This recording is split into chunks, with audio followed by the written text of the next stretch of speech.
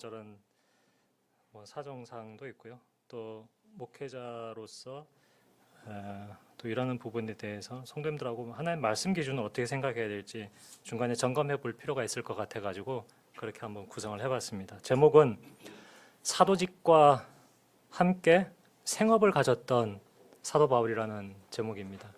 흔히 이제 목사들 사이에서는 일목이라고 얘기합니다.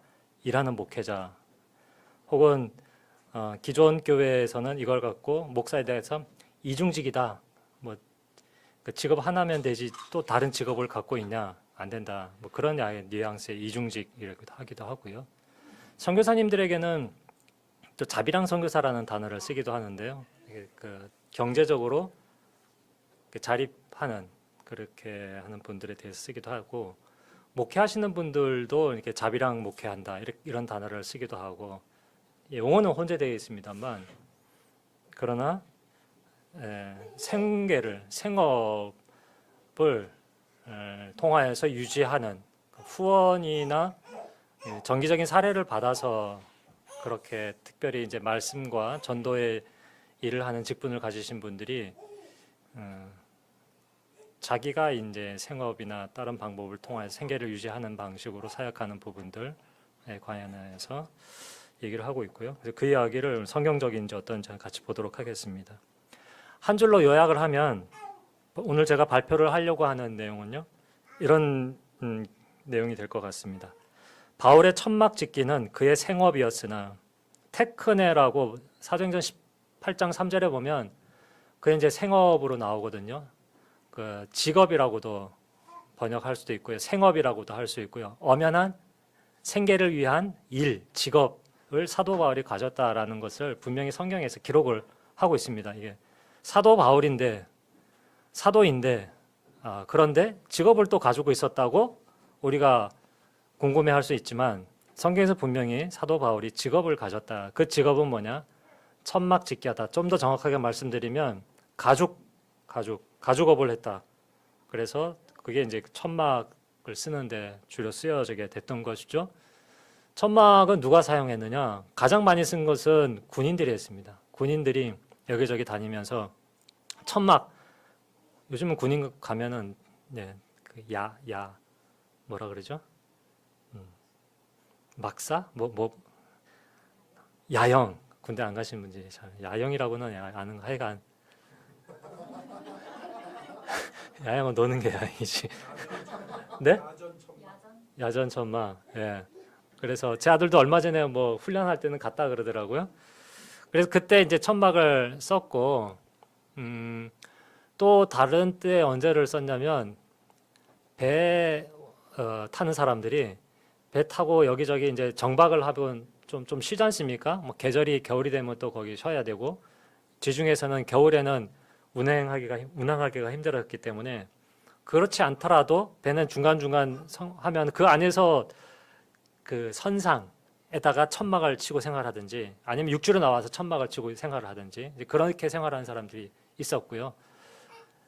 거기에 따라서 이제 돈 많은 사람들 좀 더 고급스러운 요즘은 뭐 한다고 합니까? 글램핑 한다 그러죠. 그래서 좋은 천막 갖춰놓고 이렇게 하는데 그 당시도 좀 그런 게 있었던 것 같습니다. 그래서 일반적인 거주 용도로서의 집이라기보다는 그런 군인이나 혹은 여행하는 사람들도 천막을 텐트 같은 겁니다. 그때는 텐트라고 하기보다는 이게 어쨌거나 그런 거를 했기 때문에 많이 쓰였고 그런 사람들에게 팔았던 것이죠. 좀 더 이제 사회적 분위기를 말씀을 드리면 대장장이는 한 마을에 하나 있고 보통 그런 식입니다. 직종은 염색공이나 한 명 있는데 그런데 사도 바울은 이 천막 짓기 하는 이 직업이 그 마을에 여행했던 마을에 기존에 사람이 있으면 보통 잉여의 어떤 공급 업체가 있으면 경쟁이 일어나게 되고 그 중에서 잘하는 사람만 일 잘하고 유명한 사람만 솜씨 좋은 사람한테만 일감이 몰리고 그렇지 않은 사람은 이제 일감이 없고 그 사도 바울은 여행하는 곳마다 자기가 원래 있던 곳이 아니기 때문에 그런 점에 있어서는 자기는 열세였다. 그 직업을 통해서 요즘에도 일반 자영업 개인 사업 하시는 분 돈은 많이 버는 분이 계시지만 대부분이 이제 생계 유지하는 정도이고 그 당시도 사도 바울 때는 더 그랬거든요. 그래서 기록을 보면 하루 종일 일해 봐야 훈제한 연어 조금 먹을 수 있을 정도. 우리는 요즘 훈제 연어가 좀 고급 음식이면 그 당시에는 생선이 어떻게 보관을 했습니까? 뭐 훈제나 아니면 소금으로 절여놓거나 그렇게 해서 날 생선 먹기가 힘드니까 이제 그렇게 먹는 거예요. 일반 그 음식을 하루 먹을 분량만큼 하루 종일 해야 간신히 얻을 수 있는 그런 정도였기 때문에 사도 바울도 그가 일했던 그 직업을 통해 돈은 많이 버는 직업은 아니었다. 오히려 사도 바울이 나는 여러 번 헐벗었고 뭐 배고팠고 추웠고 이런 얘기를 많이 하잖아요. 그래서 이 사람이 헐벗었다는 것은 뭐 이렇게 옷이 이렇게 헐벗고 지냈다가 아니라 옷이 부족했다. 옷이 헤어졌는데 추위를 막을 만한 옷을 사기 힘들 정도로 그 직업을 통해 자가 얻는 보수는 넉넉하진 않았다는 것을 드러내주는 표현이라고도 볼 수가 있겠습니다. 그래서 지금 이제 바울의 천막짓기는 그의 생업이었는데 단순한 생계수단이 아니라 먹고 살기 위해서만 선택한 것이 아니라 그보다 더 큰 목적, 복음을 값없이 전하며 사도직의 순수성과 정당성을 드러내기 위한 의도적이고 전략적인 선택이었다라는 것을 말씀드리고자 합니다. 이것을 전문적으로 이 분야에 대해서 많이 공부를 하고 이걸로 박사학위를 받고 논문을 내신 분이 계셨는데 로널드 호크라는 분이고요.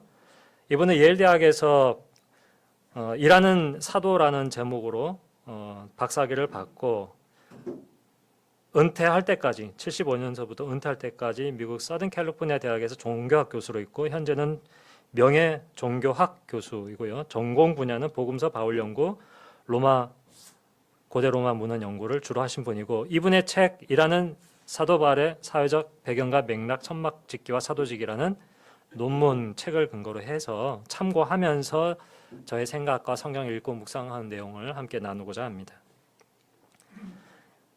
여기 앞에 소개해드린 이 책의 내용을 요약을 하면 5장인데요. 첫 번째, 바울과 천막짓기라는 제목에서는 바울의 천막짓기는 랍비 전통을 따르는 단순한 관습이 아니라 당시에 사도 바울 당시에 랍비들은 그 랍비 가문에서는 성경 말씀 그리고 성경에 대한 해석을 가르칠 뿐만 아니라 또 한편으로는 우리 아이가 먹고 살아야 되기 때문에 요즘도 랍비들은 자기 직업을 따로 갖고 생활하고 있지 않습니까? 그 전통이 사도 바울 때도 있었기 때문에 말씀을 가르치면서 동시에 그 랍비의 가문에서는 자기는 천막짓기 직업을 하고 누구는 조각이면 조각을 하고 누구는 염색이면 염색공을 배우고 그런 것들을 가업처럼 해왔단 말이죠. 바울도 그의 일환이어서 바울은 단순히 그런 관습적으로 자기가 생활하면서 뭐 어떻게 보면 취미생활 삼아 용돈벌이 삼아 했다라고 보는 입장도 있었지만 그러나 좀 더 사회학적으로 문헌을 검토해 볼 때 바울은 실제 생업을 위하여 장인으로서 자급 생활을 하기 위해서 복음을 전하는 한편 이 직업을 같이 한 것이다라는 것이 1장의 내용이고요. 2장은 생업으로서의 사도 바울인데요. 사회적으로 멸시받던 가죽 작업을 선택한 것은 생계가 아니라 복음을 값없이 전하려는 의도에서 비롯되었다. 그 당시에는 이제 일할 때 보통 앉거나 혹은 뭐 이렇게 구부리거나 이게 필수적이지 않습니까? 근데 그걸 누가 주로 했냐면 물론 자유인인 자영업자들도 많이 했지만 대부분은 뭐 노동이 많이 들어가고 일감도 많고 하면은 누구를 쓰냐면 노예를 씁니다. 한 작업장에 노예 한 16명씩. 그래서 보면은 이 사람이 노예인지 그 자영업자 상공인인지 구분이 안 되죠. 그래서 그렇게 구부리고 일하고 하는 거 보면은 사회적으로 멸시를 한 거예요. 노예라고. 그리고 이러한 상공을 한 사람들은 뭐 에피쿠스 사파라든지 그 당시에 철학적인 어떤 모임이나 논의 속에 들어갈 수가 없었어요. 신분은 낮다고 봤기 때문에. 아니 하나님의 말씀을 전하는 사도가 사회적으로는 굉장히 그 천민대그 취급을 받는 그 일을 했다라는 것이 사도 바울이 왜 그랬을까? 이게 좀 그런데 사실 그것이 빌미가 되어가지고 고린도 전서를 보면 사도 바울에 대하여서 여러 사람들이 공격을 합니다. 견유학파 철학자들 이렇게 돌아다니면서 구걸하거나 어떤 가문이나 정치 권력이나 돈 많은 사람한테 입주해서 철학을 가르치고 뭐 알렉산더 대왕도 그런 식으로 배웠지 않습니까? 아리스토텔레스한테. 보통 유명한 철학자나 신학자 같은 경우에는 집이나 어떤 큰 어떤 단체에 소속해가지고 거기서 고정적으로 월급을 받고 가르치는 일을 하고 뭐 지원을 해주는 일을 했지. 그냥 이렇게 요즘 치면 프리랜서처럼 하는 경우는 별로 없었습니다. 그런데 한쪽에 속하여서 고정적인 돈을 받는다는 것은 예를 들어서 아리스토텔레스가 알렉산더 그 집안에 있으면 그 정치 노선에 대해서 반대를 하면 어떡하겠어요? 나의 정치 혹은 철학적인 견해에 어긋난다고 하면은 당장 쫓겨나, 너 나가 이러죠. 그럼 밥줄이 끊기는 거 아니에요? 그러니까 거기에 따른 요즘 말로 치면 어용적인 가르침이나 철학을 설파할 수밖에 없는 것이죠. 견유학파 철학자들도 견유학파 철학자라는 게 그리스 시대의 철학자들이 이렇게 돌면서 이걸 가르치고 구걸해서 돈을 받고 우리는 청렴해야 되니까 누구처럼 어디 들어가서 어용 철학을 하지 않겠어. 자유로운 신분을 하고 좋은 지식과 지혜를 가르쳤을 때, 철학 가르쳤을 때 그걸 받는 사람이 기쁘면은 이거 뭐 물질로 주는 게 당연하지. 그리고 그걸 달라고 요구할 수도 있지. 그래서 약간 구걸하는 식으로 이렇게 많이 했거든요. 한편으로는 경제적인 어떤 종속이 되었거나 경제적으로 자립하면서 그러나 구걸하거나 그렇게 하면서 한쪽에서는 서로 이렇게 내가 옳거니 당신이 틀렸거니 그렇게 하면서 막 그랬던 상황 속에서 바울은 제3의 길, 사람들이 많이 선택 안 했던 제3의 길, 나는 나의 손으로 일을 하겠다. 사회적으로 멸시를 받더라도 그로 인하여서 내가 전하는 복음이 사람들로부터 혹은 오해를 받거나 하나님의 말씀을 전하는 선지자, 사도가 아니라는 공격을 받는다면 받을지언정 나는 이 방식대로 사역을 하겠어. 그래서 갈라디아 교회 지역이라든지 고린도 지역이라든지 사도 바울이 사례를 안 받고 일하는 것에 대하여서 저 사람은 실력이 없으니까 저렇게 하는 것이다. 저 사람은 급이 안 되니까 저런 것이다. 저 사람은 사도가 아니다라고 공격을 많이 받았고 사도 바울은 그에 대해서 많이 해명을 했죠. 데살로니가 전서 2장, 4장이라든지 고린도전서 9장이라든지 고린도 후서라든지 그런 곳에서 많이 사도행전 18장이라든지 사도가 자기가 이제 변호를 했습니다. 왜 변호를 하면서 그렇게 어렵게 사역을 했는지 한번 살펴보도록 하겠습니다. 3장에서는 바울은 선교 여행 중에도 자급 노동을 지속하면서 교회의 본이 되었고 이는 그의 사도직 이해와 연결되었다. 왜? 여행하면서까지 일을 하고 노동을 했느냐? 그것이 왜 사도직을 잘 수행하는 전통 사도로서 하는 일에 오히려 도움이 됐다라고 사도 바울은 이해를 한 것인가? 우리가 한번 질문해 봐야 되겠습니다. 네 번째, 사도로서 사례를 받을 권리가 있음에도 이를 포기함으로써 복음의 순수성을 지켰고 이를 통해 자신의 사도적 권위를 변호했다. 같은 맥락이죠. 다섯 번째, 자금 노동은 바울의 사역에 있어서 부차적인 것이 아니라 복음의 신뢰성을 세우는 핵심 전략이었다. 전략적으로 이렇게 전략적으로 어떤 선교를 하듯이 바울도 목회를 하면서 목회를 전략적으로 자기는 생업을 가지겠다 전략을 삼았다는 겁니다. 제가 좀 찾아봤습니다. 이래저래. 사도 바울의 노동 시간은 얼마였으며 사회적 대우는 어떠했는가? 성경 사본, 소수 사본 등에 따르면 사도 바울은 오전 11시부터 오후 4시까지 에베소 같으면 두란노 같은 곳에서 요즘에는 뭐 구청 강당 같은 데서 혹은 그 뭐랍니까 문화 뭐라 그러죠? 네? 문화센터 같은 데서 이렇게 가르치는 식으로 한 거예요. 근데 사람들이 보통 덥고 밥 먹고 좀 쉴 때 뭐 안 가봐서 모릅니다만 스페인 같은 데 가면은 점심시간이 1시간 반, 2시간, 옛날에는 3시간, 요즘 많이 줄었다고 하는데 더우니까 그걸 뭐라고 그런다고 그러더라고요. 까먹었습니다. 근데 아마 그랬을 때부터 그런 가면은 덥잖아요. 햇빛이 엄청 세거든요. 그러니까 장렬합니다. 그러니까 그걸 그 시간에 계속 일을 하니 밥 먹고 좋은 강연 듣고 옆에 이제 강당 가서 왜냐하면 아고라 같은 데는 상가도 이렇게 밀집되어 있고 좋은 사진 갖고 있는데 안 갖고 왔네. 있어요. 그러면 이제 옆에 가서 강의 듣고 좀 쉬다가 토론하다가 철학이면 철학 얘기하고 종교면 종교 얘기하다가 이렇게 하는 겁니다. 사도 바울은 일을 하다가 사람들 놀 때 자기는 밥 먹고 자기도 쉬어야 되고 낮잠 자야 되는데 낮잠 안 자고 사람들이 그 시간에 강의를 한 거예요. 성경 강의하고 전도하고 그런 일들을 했습니다. 언제 이랬느냐? 사도행전 18장 3절을 그리고 데살로니가전서 2장을 보게 되면 밤낮 이랬다고 합니다. 여기서 밤낮은 시대 뜻 없이 밤낮 이랬다 이런 우리 한국 사람들이 얘기하는 바빠 하루 종일 바빠 이런 뜻이 아니라 밤 일몰과 해가 안 뜰 때와 해가 떠 있을 때 그 시간 다 일했다라는 겁니다. 특히 앞에 밤을 얘기한 것은 새벽을 얘기하는 겁니다. 동트기 전에 이제 첫 새벽 버스 타고 출근하는 분들 계시죠? 해 뜨기 전에 사도 바울 그런 식으로 한 겁니다. 보통 고대 그리스나 로마 그 당시의 문화권에서는 일출과 일몰 시간 그 사이에만 일을 하는 거였어요. 근데 바울은 어떻게 했어요? 밤낮 해 뜨기 전부터 일하고 낮에도 일하고 그 중간에 쉬는 시간에는 가서 말씀 전하고 가르치고 또 밤에도 또 일하고. 그래서 사도 바울은 노동 시간이 굉장히 많았다. 옛날에 한번 가보니까 유럽에는 밤에 저녁에 9시가 돼도 왜 밝지? 여기 북극이나 남극이 아닌데 거기는 하절기 때는 주중에는 그 해가 떠 있는 시간이 14시간이 넘어요. 밤 9시가 돼야 해가 좀 지고 한 9시 반 정도 이제 깜깜하구나. 8시 돼도 그냥 보입니다. 그러니까 해 떠 있는 시간이 여름 기준이면 14시간 반을 일해야 되고요. 동절기 기준은 조금 줄어들지만 일평균으로 보니까 제가 이제 확인해 보니까 12.1시간에서 12.4시간 로마, 그리스, 마케도니아, 소아시아 기준입니다. 사도 바울은 그 많은 시간을 일을 하면서 보내었고 일 마치면 이제 사람들 만나고 밤에 혹은 점심시간에 짬에 그렇게 사도 바울은 일을 했던 것이죠. 데살로니가전서 2장 4절 밤낮 전체 밤과 낮이 아니다. 오랜 시간 일을 했다라는 뜻이고요. 바울이 아주 근면하게 일을 했습니다. 앞서 말씀드렸던 것처럼 두란노에서 이렇게 일을 했다고 하는데 이걸 또 사본이 이게 진짜 오리지널 성경이냐 혹은 뭐 진짜 고대의 틀림없는 문헌이냐 했을 때 학자들마다 의견이 있을 수 있거든요. 그러나 공통적인 의견은 뭐냐?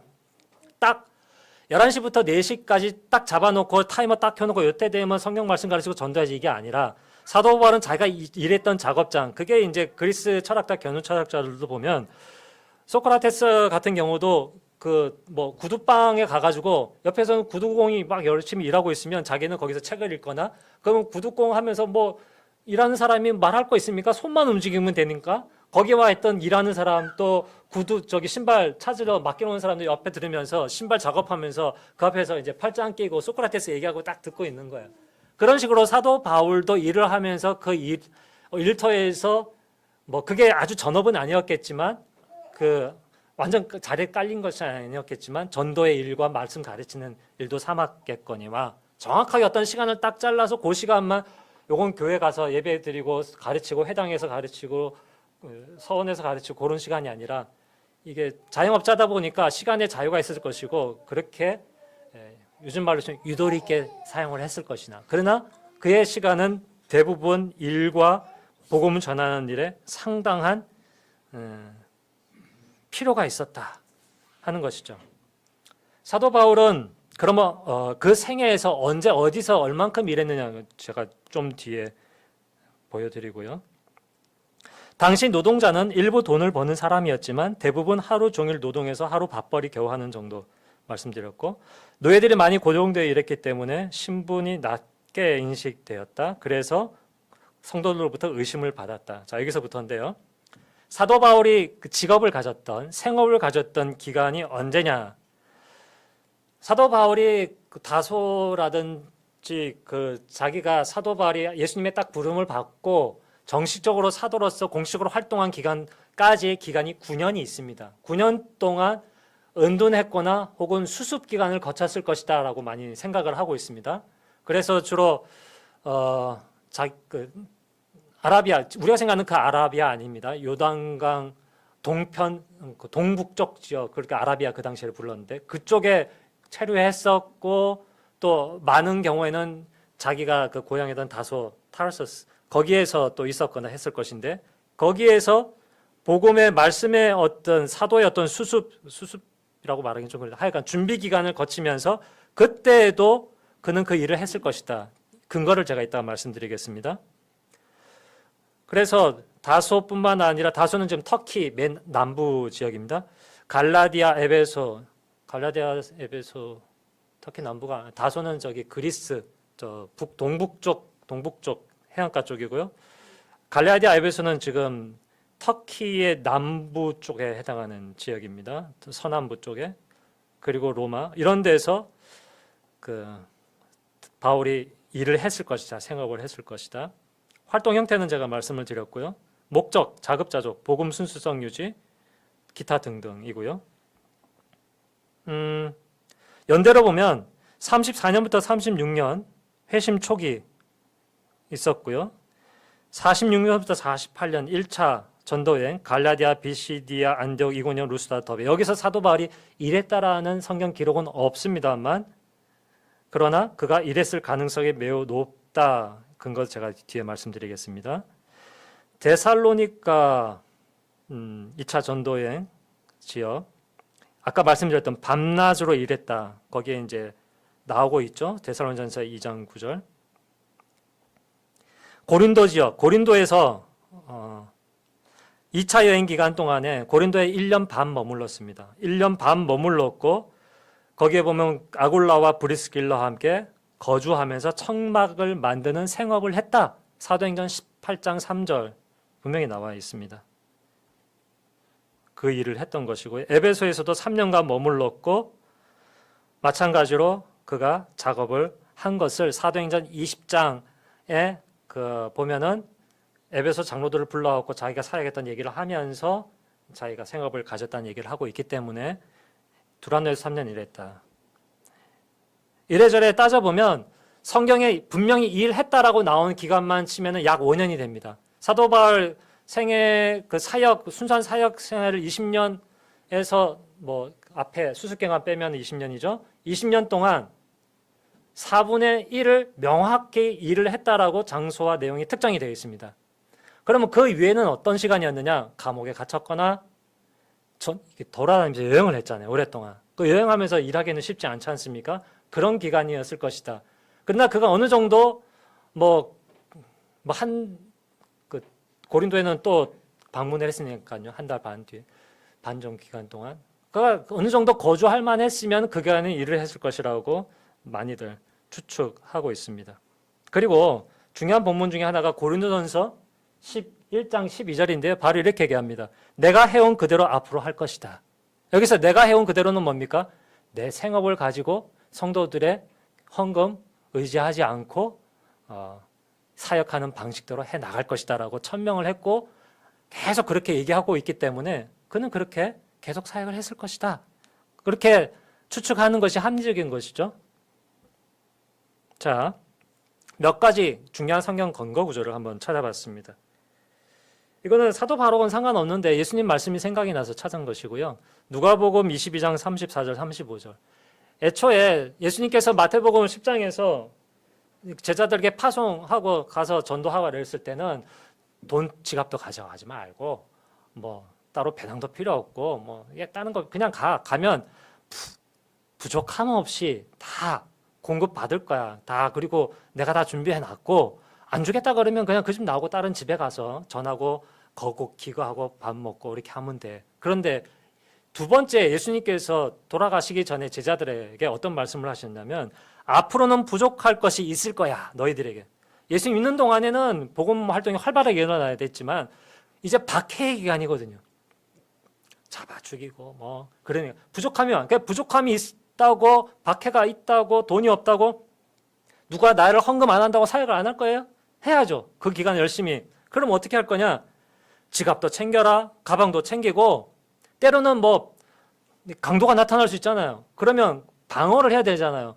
그냥 죽으면은 예수님도 너 왜 쳐? 내가 틀린 말 했어? 물론 오른뺨 맞고 왼뺨 대고 왼뺨 맞고 오른뺨 대고 예수님 그렇게 말씀하셨지만 항상 그러라는 건 아니에요. 불의한 것에 대하여 또 피할 일에 대해서는 예수님은 피하셨어요. 돌로 치고 죽이려고 그러면 어떻게 합니까? 호련히 사라져서 갖고 복음을 전하세요. 하나님 부르실 때까지는 복음을 전해야 되는 거거든요. 그냥 내 목숨을 파리 목숨처럼 그냥 하면은 하나님이 때가 아니면 아닌 거죠. 그러니까 보호할 거는 보호하고 필요한 건 필요할 걸 구비하면서 안 되면 스스로 자급자족하면서 일을 하라고 예수님께서 말씀하신 거 아니겠습니까? 22장 누가복음을 보면 예수님도 그리 생각하셨 것이라고 충분히 볼 수 있고 사도 바울도 그것에 근거해서 일을 했을 것이다. 사도행전 2장 9절 보면 누구에게도 짐이 되지 않으려고 나는 밤낮으로 일하면서 하나님의 복음을 전했다. 목적은 뭐예요? 짐이 되지 않으려고? 아닙니다. 생계를 유지하려고? 아닙니다. 복음을 전하는 게 목적이었습니다.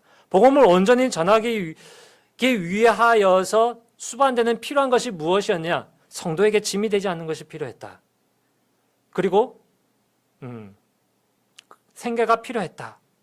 열심히 일하는 것이 필요했다. 그래서 생업을 한 겁니다. 형제들아 우리의 수고와 애쓴 것을 너희가 기억하리니 너희 아무에게도 폐를 끼치지 아니하려고 밤낮으로 일하면서 너희에게 하나님의 복음을 전하였노라. 성도들이 반대했을까요? 반대했습니다. 일만 하고 사역만 하시라고. 사도 바울은 처음부터 끝까지 나는 짐이 되지 않고 내 스스로 수고하여 먹을 것은 내가 챙기겠다.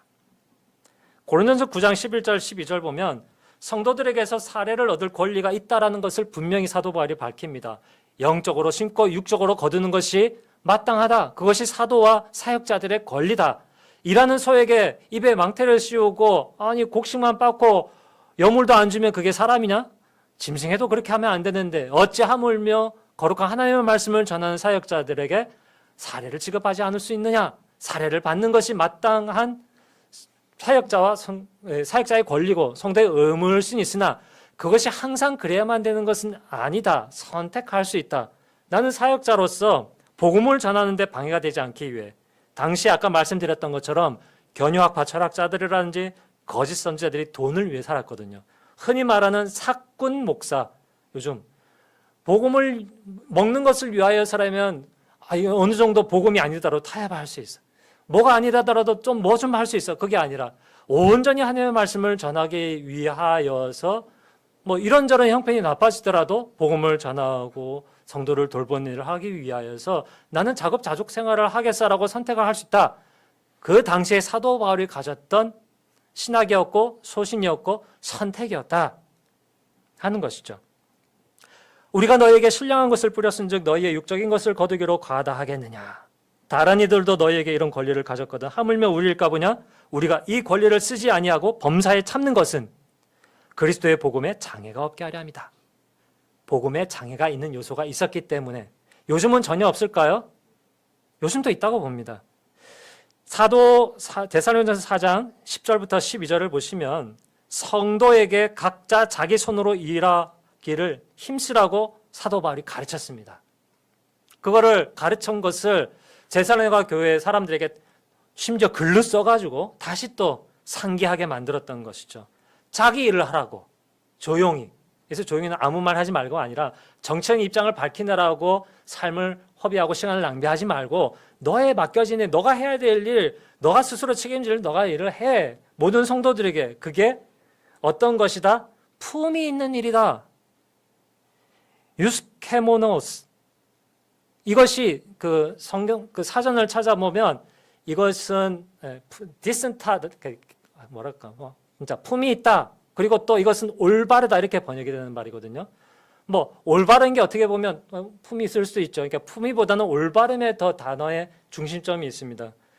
우리가 고린도전서 14장 40절이 오래 표현인데 모든 것을 품위 있고 질서 있게 하라. 이 품위가 바로 이 유스케모노스이고요. 이것을 정확하게 읽으면 모든 것을 올바르고 질서 있게 하라는 것이죠. 올바르게. 그래서 사도 바울은 데살로니가 교회를 비롯하여 모든 교회 성도들에게 자기 일을 하는 것이 올바른 일이고 품이 있는 일이다라고 얘기를 하였습니다. 그릇과 동시에 고린도전서 14장 40절 그리고 데살로니가 4장 10절에서 어떻게 얘기합니까? 남에게 의지하지 말라고. 궁핍함이 어깨라는 말로 한글로 번역했는데요. 정확하게 단어 크라우라는 말을 살펴보면은 가난하여서 남에게 의지하는 것을 얘기합니다. 사역자가 가난하여서 이런 이유든 저런 이유든 가난하여서 생계에 필요한 것이 부족해서 남에게 의지하고 생활하는 일을 하지 않도록 하기 위하여 사도 바울은 자기도 그렇게 생업을 가지고 살았다는 것입니다. 나도 그 본을 보이고 싶다. 너에게 명한 것 같이 조용히 자기 일을 하고 자기 손으로 일하기를 힘쓰라. 이는 외인에게 안 믿는 사람에게 특히 단정히 행하고 올바르게 행하고 아무 그들을 의지함이 없게 하려 합니다. 고전 9장 15절 보면 바울은 사례를 받느니 차라리 나 죽는 게 낫겠어 라고 말했습니다. 바울은 무보수로 복음을 전하는 것을 자랑으로 여겼습니다. 그러나 내가 이것을 하나도 쓰지 아니하였고 이 권리입니다. 성도로부터 헌금받는 권리. 이 말을 하는 것은 내가 이같이 하여 달라는 것이 아니라 내가 차라리 죽을지언정 누구든지 내 자랑하는 것을 헛된 대로 돌리지 못하게 하랍니다. 여기서의 자랑은 특정적이죠. 이 본문에서 내가 내 손으로 일하고 수고한 것으로 먹고 나는 값 없이 복음을 전하고 사역을 했다. 나는 이 자랑으로 평생 살겠고 주님 앞에 가겠다. 이 땅에서 뭐 다 받겠다고 하는 심사를 가진 목사들이나 혹은 성도들이 조금 있기는 하지만 사도 바울은 아니에요. 이 땅에서 덜 받고 주님한테 가서 더 많이 받겠다 하는 것이었죠. 그것이 실제로는 힘들었다. 아까 신분적으로도 멸시받았고 시간적으로도 부족했고 육체적으로도 고통스럽고 뻔하잖아요. 잠 못 자고 일하고 스트레스 받고 늘 이것저것 생각해야 되고 멀티태스킹 해야 되고 다 한 겁니다. 고린도후서 11장 9절부터 12절에 바울은 성도에게 조금도 짐이 되려 하지 않았으며 그 자립은 일시적인 현상이 아닌 장기적이고 원칙적인 신념이었다. 그래서 말씀드렸다시피 내가 해온 그대로 앞으로 할 것이다. 그런데 앞뒤의 내용을 살펴보면 사도 바울은 헌금을 일부 받긴 받았습니다. 마게도냐에서 성도들이 일부 나에게 헌금하여서 나의 부족한 것을 보충했다라고 하는데 여기서 얘기하는 마게도냐는 빌립보서 말씀을 보면 빌립보 교회이고 빌립보 교회 성도들이 사도 바울이 데살로니가에 가든지 다른 고린도 지역에 가든지 사도 바울이 궁핍했을 때 한 2번 보낸 것 같습니다. 그래서 고린도 후서를 보면 한 2번 보냈습니다. 그랬기 때문에 뭐 늘상 보낸 건 아니고 그런데 헌금은 받았으나 풀타임처럼 완전 사례를 다 한 게 아닙니다. 생활이 필요한 거. 부족한 것을 보충했다 그러거든요. 그 부족함은 무엇으로 인한 부족함이냐면 사도 바울이 천막 짓게 하면서 그것으로 인한 임금과 수익이 자기 생계를 유지하는데 부족했다는 것이고 원래는 그거를 자기는 부한테 처할 줄 알고 가난함에 처할 줄도 알아서 그대로 버티면서 생활했으나 빌립보 교회 성도들은 그것을 이 사람의 형편을 알기 때문에 이 사람 헌금 받는 거 싫어한다는 걸 알매도 불구하고 보냈던 것이고 사도 바울은 예외적으로 빌립보 교회 성도들이 보낸 것을 받은 것을 알 수가 있습니다. 고린도후서 11장 9절부터 12절에 나온 것이고요. 읽겠습니다. 내가 너희와 함께 있을 때 비용이 부족하였을 때 아무에게도 누를 끼치지 아니하였으면 마게도냐에서 온 형제들이 나의 부족한 것을 보충하였습니다. 내가 모든 일에 너희에게 폐를 끼치지 않기 위하여 조심하고 조심했다. 조심한 거예요. 덜커덩 받은 게 아닙니다. 그리스도의 진리가 내 속에 있으니 아가야 지방에서 나의 이 자랑이 막히지 아니하라. 아가야지는 어디죠? 아테네 고린도 지역입니다. 거기서 자기는 이렇게 자랑하고 싶은 거예요. 나 잘났다가 아닙니다. 주의 복음, 그만큼 이 복음을 나는 전심이다. 뭐 받고 하려는 게 아니라 하나님, 예수님이 나를 불렀고 온전히 주의 복음을 전하라고 하여서 독립적으로 그렇게 하는 것이다. 온전한 진리를 전하려고 그리고 모범을 보이려고 어떠한 까닭이냐? 내가 너희를 사랑하지 아니함이냐? 하나님이 아신다. 나는 내가 해온 그대로 앞으로도 하리니 기회를 찾는 자들이 그 자랑한 일로 우리와 같이 인정받으려는 그 기회를 끊어야 합니다. 그렇다면 현실적으로 달려 죄송합니다. 시간을 빨리 끊어야 될 것 같아갖고 다 기억하시라는 게 아닌 걸 아시겠죠. 맥락만 아시고 필요하시면 이 강의 다 올라갔기 때문에 찾아서 읽어보십시오. 필요하신 분들은. 어느 시기에 어느 정도 일할 수 있을까를 정하는 기준이 뭐냐. 이거는 오늘날 저와 같은 사람에게 목사들에게 교회 사역자들에게 이제 한번 생각을 해볼 부분입니다. 무엇이 목적인가? 저 같은 사람이 만약 일을 가진다면 또 복음 선포 목회가 주된 목적인가 아닌가를 가지고서 일 가져도 되냐 아니냐 생각을 해봐야 된다는 것이고요. 사역 시간이 생업 노동 시간보다 반드시 많아야 한다는 기준은 없다는 것을 사도 바울을 통해 알 수 있습니다. 오히려 사도 바울은 노동 시간에 그의 시간을 훨씬 더 많은 시간을 할애했다. 일을 할 수 있는 환경에서는 물론 일을 못하는 감옥에 있었을 때 감옥에 있었잖아요. 근데 가택연금을 했었잖아요. 그런데 우리는 사도행전 말씀을 보면 어떻게 했습니까? 자기가 집세를 내면서 있었다고 하거든요. 근데 그거는 그 단어 읽기에 따라 달라집니다. 집에 들어가는 비용은 자기가 부담했다는 뜻이고 사도 바울은 넉넉지 못했기 때문에 그가 일하면서 그 비용을 부담했을 것이다 라고 해석하는 신학자들도 많아요. 그러니까 제가 뭐 얘기하다 빠졌습니까? 그가 심지어 감옥에 있었어도 감옥이라고 우리가 지금 얘기하는 그 동부구치소 이런 거 안양교도 생각하시면 안 됩니다. 가택연금이 감옥이고 뭐 아주 심각하면 진짜 감옥에 갇히기도 하지만 사도 바울은 가택연금 수준이었고 그 집에 들어가는 렌트 비용은 자기가 천막 지으면서 자기가 부담했다. 그럼 어쨌거나 수습 기간이든 공생 사회적 기간이든 감옥에 갇혀있던 기간 동안이든 사도 바울은 상당 시간을 일했을 것이고 당시의 노동 환경과 먹고 살려면 어느 정도 일해야 되는 시간은 많이 들어갔던 것이 문헌적으로 다 드러나고 있기 때문에 사도 바울은 시간을 굉장히 사역뿐만 아니라 일하는 데도 많이 썼기 때문에 어느 시간이 더 많냐, 며칠 어떤 쪽에 가고 며칠 일하고 5일이냐 2일이냐 그런 기준을 따지는 것이 그 기준은 딱 정할 수는 없겠다, 성경 안에서는. 하지만 우리가 생각할 때 사역자의 사역 역량을 생각할 필요가 있습니다. 제가 비유를 한번 들어보드릴게요. 몇 가지 전문직업, 이것도 나름 전문직이거든요. 그래서 이것이 영혼을 살리는, 영혼을 성장시키고 영혼을 부유하게 한다는 점에 있어서는 몇 가지 직업을 비유할 수 있을 것 같아요. 의사, 변호사, 기술사, 교수, 학자. 예? 그렇게 된다면은 영혼의 교사, 영혼의 의사, 영혼의 기술사, 영혼의 변호사가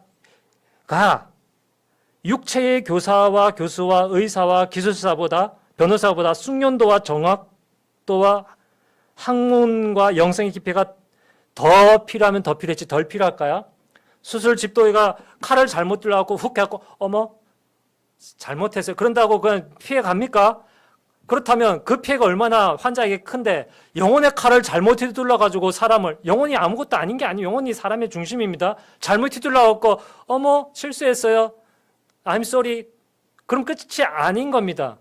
얼마나 훈련을 많이 하고 연구하고 기도하고 영적인 수련이 필요하겠습니까? 그 기간이 어느 정도 해야 되겠느냐? 의사 기준 6년 동안 전공 학부를 졸업하고 6년 동안에 풀타임 수련하는 거 맞죠? 졸고 있습니다. 그리고 펠로우 과정 수련하고 있죠. 학교 교수 같은 경우 석사 2년, 박사 4, 5년 하고 그리고 포닥 과정 거치고 또 풀타임 가지죠. 그런 식으로.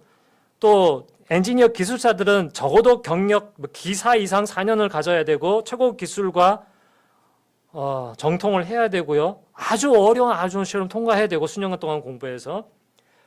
변호사는 어떻습니까? 요즘에 로스쿨 입학하느라고 리트 시험 보고 4년 동안 학점 쎄 빠지게 관리하고 또 로스쿨 입학해도 중간중간 시험 통과해야 되고 진급해야 되고 로스쿨 졸업해도 변호사 시험 이틀 동안 열심히 공부해야 되고 그것도 통과한다고 장담 못하는 것이고요. 그것 통과하고 나서도 현장에 나와서 도제식으로 또 풀타임으로 무슨 보 해가지고 몇 년 교차해야 되지 않습니까? 그래서 오늘날 사역자들 생각해 볼 때 사도 바울만큼의 갖추어진 실력이 아니라 할지라도 기도해야 되고 말씀 봐야 되고 연구해야 되고 삶을 알아야 되고 세상 알아야 되고 성도를 돌봐야 되고 그 시간과 실력을 물리적인 시간과 기간이 필요한 것이죠. 그리고 사역자 자신이 노고에도 안식을 가져야 합니다. 자기 자신이 삶에서 여러 노고 가운데 안식을 누리는 경험을 하고 그렇게 삶을 사는 모범을 보여야 성도들에게도 일하느라고 일에 치여 죽지 말고 아무리 바쁘고 힘들어도 안식과 쉼을 잘 누리고 삶의 건강한 조화와 질서를 유지하고 살아가는 법을 배우라고 가르쳐 줄 수 있지 않습니까? 목사부터 그렇게 살아야 되는데 일하느라고 치이고 목회하느라고 치이고 자기도 쉬지 못하고 가족도 피폐하게 만들고 그래야 쓰겠습니까? 그렇다면 무조건 참고 누르고 인내하면서 바울처럼 경제적으로 독립해야 되니 일도 하고 노동도 하고 그래야 된다고 하는 것이 일 숙련도 입장에서나 실력을 갖추는 입장에서나 안식을 누리는 입장에서나 가족 입장에서나 전적으로 생각해 볼 때 모두 다 바울처럼 목사했다고 당장 풀타임으로 일을 하고 또 풀타임으로 목회하고 모든 가족 가사 양육 다 하고 그럴 수가 있겠냐 하는 것이죠. 지혜롭게 생각을 해봐야 될 것 같습니다. 생애 주기와 가정 환경을 고려하는 것이 목사 사역자 자신과 교회 성도와 그 가정을 위해서도 필요한 일이다. 사역이 익숙하지 않거나 단독 사역이 그래서 어려울 수 있겠죠. 일을 하게 되면. 그렇다면 팀 사역을 하고 또 서로 간의 사역자 간의 직분자 간의 상호 교육과 돌봄 환경을 잘 유지를 한다면 얼마든지 사도 바울도 그래 왔던 것처럼 그리고 그 동료들도 그랬을 것 같은데요. 생업과 목회를 병행할 수 있다. 그리고 사도 바울은 오히려 그것을 본으로 제시했고 그것을 또 성공적으로 해냈다 하는 것을 알 수 있습니다. 구약 성경을 잠깐 생각을 해보면 레위인을 생각해 볼 수 있어요. 레위인은 아니 다 그들의 기업은 땅도 아니고 뭣도 아니고 하나님이라고 그래가지고 그러면 그냥 교회에서 주는 사례만 받아야 된다, 직업 가지면 안 된다 그렇게 얘기하면 문자적으로 접근하는 것이죠. 구약성경 민수기나 레위기를 문자적으로 접근하면 오늘날 목사나 사역자들은 30세에 일을 시작할 수 있고 50세는 반드시 은퇴를 해야 되고요. 그리고 오늘 예배에도 제사를 지내야 되고요. 그리고 제사장 혹은 레위 가문 아니면 목회자 할 수 없습니다. 그럼 지금 저도 못하는 거죠. 유대 레위 가문이 아니기 때문에. 그러니까 역사적인 연속성이 없다는 거예요. 레위 시대, 구약 시대 때 그 급료 체계와 그 사역만 풀타임으로 해야 된다 이게 없고, 그것도 이미 신구약 중간기 때 이미 변형되었습니다. 랍비들 그 생활하는 방식을 볼 때요. 바울의 경고에 따라 사역자가 교회로부터 육적인 것을 얻는 것도 오늘 연속되고 있는 하나님의 뜻이라고 봅니다. 레위의 어떤 전통은 지금 역사적인 신학적 연속이 끊어졌지만, 그러나 사도 바울이 아까 이야기했던 말 영적으로 주고 육적으로 거두는 것은 오늘날도 유효하고 권장할 만합니다. 가장 좋은 것은 그게 더 가장 좋겠죠. 온전히 시간을 들이고. 그러나 진짜로 더 좋은 것은 사도 바울의 방식도 될 수 있겠다 하는 것입니다. 그렇게 어떤 형편 가운데서 복음을 온전히 전하고 또 세상을 접하고 전도할 수 있고 세상을 이해할 수 있고 또한 말씀 전하는 데 도움이 되기 때문입니다. 세상을 모르고 사람을 모르고 이웃을 모르고 할 때 목사는 절반밖에는 전할 수가 없거든요. 왜냐하면 하나님 이야기를 이렇게 하는 것이고 성도들이 궁금증과 간구하는 것을 이렇게 올려야 되는데 요 두 개가 딱 맞아져 가지고 오늘의 메시지가 나오는 거거든요. 목사가 삶을 세상을 모르면 경험해 보지 않으면 뭐만 합니까? 요것만 하는 겁니다. 해도 간접적으로 책 읽고 성도들을 신방하면서 얘기 듣고 할 수는 있겠지만 2000년 전 혹은 3, 4천 전의 말씀만 그냥 전하고 오늘 2025년 서울의 맥락 속에서 필요한 하나님의 살아있는 메시지를 전하는 데서는 요게 없기 때문에 힘들어질 수가 있겠죠. 사도 바울은 그런 점에서도 모범이 되었다라고 생각을 하고 있습니다. 결론적으로 4가지 말씀드리겠습니다. 오늘날 사역자와 목사는, 교회는 목사가 생업을 가지면 된다 안 된다 하는 결정이 성경적으로 어느 한편만 옳다고 주장할 수 있는 근거가 없다. 성경 안에서 목사는 생업을 가지면 된다 안 된다 그 기준이 없다라는 겁니다. 없다라는 건 뭡니까? 주어져 있다. 가능성이. 특히 사도 바울을 통해서 더 알 수가 있는 거겠죠. 상황과 형편 그리고 목회자와 교회 성도의 성향과 필요를 고려해서 판단할 문제다. 아까 말씀드렸다시피 고린도전서 14장 40절의 원리입니다. 모든 것을 올바르고 질서 있게 하라라는 것입니다. 그 올바른가, 그 품위와 그 질서가 무엇이어야 하는 것은 성령께서 말씀을 통하여 우리에게 주시고 우리에게 상식을 주시고 우리에게 일반 은총을 주시고 하는 것을 통하여서 충분히 알 수가 있습니다. 바울의 경우 그는 생업을 가지고 경제적으로 자립하는 자비랑 사역에 대한 소신을 주님이 인도하신 가운데서 정했습니다. 성도들한테 물어보고 협의해서 정한 것이 아니라 사도 바울은 주님과의 관계 속에서 단독으로 정한 것으로 보이고 있고요. 그것을 가르쳤고요. 심지어 그가 전도하고 목회하는 교회에서 실천했고 심지어 그 필요성을 주장했을 뿐만 아니라 그 결과는 성공적이었다.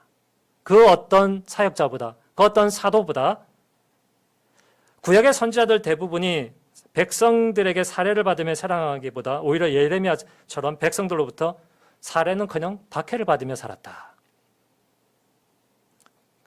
그거는 역사적으로 연속성이 있는 것 같기도 합니다. 교회 상황에 따라 다르지만 말씀 전하는 직분자는 하나님의 부르심으로 사역하는 것이지 교회로부터 사례를 받느냐 안 받느냐 얼마 주느냐 얼마 받느냐 하는 것으로 사역의 자격을 논할 수도 없고 그리고 개체교회의 부르심에 대하여서 청빙하고 청빙받고의 기준으로서 사례가 될 수는 없다. 그것이 기준이. 목사가 사례를 안 받고 생업을 가지면서 동시에 목회에 충실한 것은 모든 사람에게 허락된 일은 아닐지라도 가능한 일이다 하는 것을 생각을 하고 있고요. 사도 바울의 경우를 보더라도 말씀 직분자의 무보수 사역과 경제적 자립은 자랑스러운 일이었고 타인에게 추천되는 사역 방식이었습니다. 그것은 바울이 성도를 사랑하는 길이었고 교회를 더욱 말씀대로 잘 세우는 동력이 되었습니다. 오늘날 우리는 그 혜택을 누리고 있고 그것이 오늘날 필요일 수도 있고 선택 가능한 방법일 수도 있겠습니다. 혹시 질문 있으십니까? 의견. 제 말이 옳다는 거 아닙니다. 이런 것을 봤을 때 이런 결론이 나올 수 있다. 설교가 아니기 때문에. 네. 지금 나라의 네. 목사님들 중에서 네. 그렇게 직업을 가지고 계시는 분도 있습니까? 절반. 절반? 네. 이거 통계는 없습니다만 제가 느끼지 않습니까? 만나고 듣고 경험하고 절반입니다. 왜 절반이냐? 근거를 말씀드릴게요. 네. 뭐 교수라든가 네. 선생님이라든가 네. 이런 거는 가능한데 네.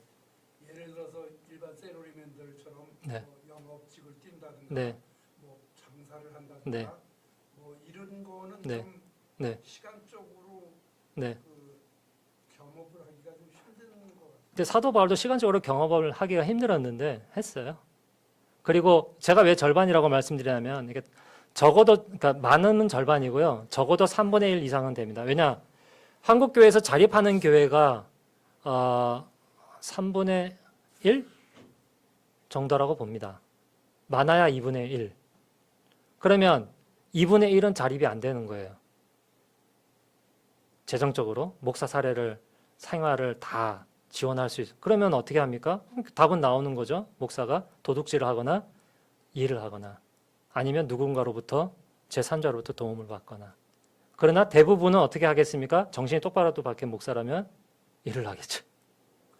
그리고 실제로 그렇게 하는 사람을 알고 있고 하고 있습니다. 그러면 네. 그 단체가 있지 않습니까? 뭐 목사님 네, 노회, 총회 뭐 단체가 있죠. 그런 네. 데서는 그거를 어떻게 판단합니까? 그거는 사람끼리 판단했습니다. 말씀 기준을 가지고서 의논하고 결론 내리기보다 그냥 이렇게 결정합니다. 이거는 제가 현실론을 말씀드립니다. 허락해 준다는 얘기입니다. 예, 제가 설명을 드릴게요. 현실적으로 말씀드립니다. 신학적인 토론과 숙고를 통하여서 기다 아니다를 확정하는 것이 아니라 물론 말씀에 근거하지만 우리는 총회 나가서 투표할 수 있고 결의할 수 있는 권한을 가진 사람은 아무나 없습니다. 노회에서 개척교회에서 노회 가는 사람은 교회에서 추천을 받아서 노회를 나가고요. 노회에서 노회원들 중에서 추천을 받고 투표를 해서 득표를 해야 총회 나가서 발언할 수 있고 표결할 수 있는 권리를 가집니다. 그러면 그걸 갖고 있는 사람들이 가서 표결을 하면 그게 법이 사람의 법이 되는 겁니다. 제가 얼마 전에 고시부 모임을 갔었는데 뭐 여차저차 해가지고 목사 고시를 보고 3년 안에 목사 임직을 받지 않으면 목사 고시를 다시 봐야 된다는 총회 헌법이 있습니다. 그럼 제가 목사님들한테 그렇게 얘기했습니다. 어떤 교회 어떤 목사 임직 대상 하는 분이 목사 고시 보고서 목사 임직 받으려면 3년 6개월이 됩니다. 6개월이 초과하잖아요. 그러면 헌법은 그래서 그걸 지키는 것이 맞긴 한데 성경에가 6개월 더 지난다고 해서 목사 안수 받으면 안 된다고 써 있냐? 사랑으로 아량으로 그것은 받아주면 되지 않냐? 그 정도의 재량권은 노예가 행사할 수 있는 건 아니냐? 서로 결의하면 되는 거 아니냐? 청원하면 되는 거 아니냐? 이렇게 얘기를 했거든요.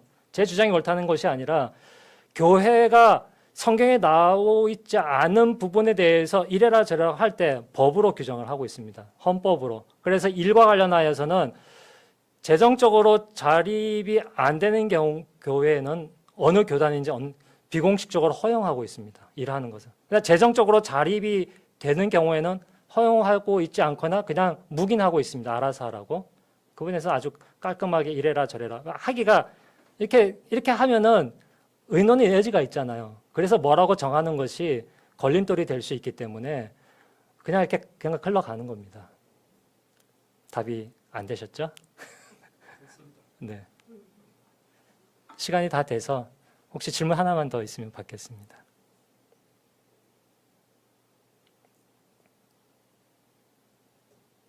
감사합니다. 기도하고 마치겠습니다. 하나님 아버지, 필요에 따라서 그렇게 일할 수도 있고 또 복음을 위해서 오히려 더 일할 수도 있고 이 세상의 많은 교회와 또 많은 목사들이 일을 하고 있습니다. 호기롭게 나는 바울도 했으니 일하면서 목회를 잘할 수 있다. 그렇게 했던 사람들이 많이 꼬꾸라지고 목회를 포기하는 경우도 많이 있고 목회도 불성실하는 경우도 있기도 합니다. 그러나 그 중에는 진실함과 간절함을 가지고 또 일을 하면서 물론 교회가 자립함에도 불구하고 일을 하고 또 그 본을 잘 따라서 많은 유익을 끼치고 있는 분들, 목사들과 교회도 있습니다. 우리가 어떻게 사역하고 교회를 세워나가고 복음을 전할 것인가 했을 때 모든 것을 올바르고 질서 있게 하라고 가르쳐주신 말씀을 따라서 우리가 말씀의 기준대로 또 주신 신앙의 양심의 자유를 따라서 행할 수 있게 하여 주시옵소서. 우리가 처한 여러 가지 형편 가운데서 오늘 우리가 생각했던 이 말씀과 사례들을 보면서 주님께서 우리에게 무엇이 올바르고 무엇이 질서 있는 것인지를 가르쳐 주시옵고 늘 은혜와 사랑 가운데서 신앙생활을 해나갈 수 있도록 그리고 온전한 주의 복음의 말씀을 전하고 낮은 데에 임하셔서 성도의 아픈 마음과 고단한 삶을 돌보신 예수 그리스도의 목회의 돌보심을 어떠한 형편 가운데서든지 충실하게 수행하는 우리 교회 직분자들이 되게 하여 주시옵소서. 더운 한철 특별히 성도들에게 건강을 지켜 주시옵소서. 예수님의 이름으로 기도드립니다. 아멘. 수고 많으셨습니다.